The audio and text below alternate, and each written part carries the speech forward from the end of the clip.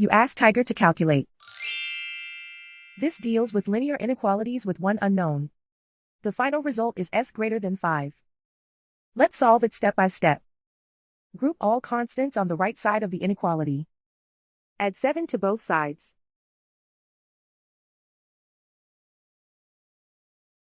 Simplify the arithmetic.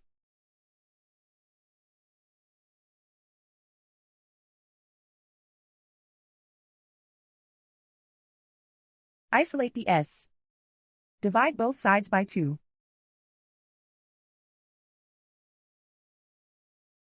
Simplify the fraction.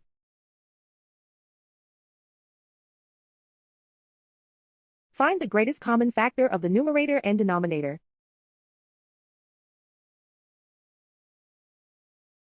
Factor out and cancel the greatest common factor.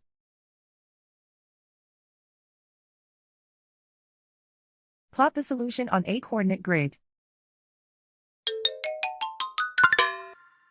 And so the final result is s greater than 5.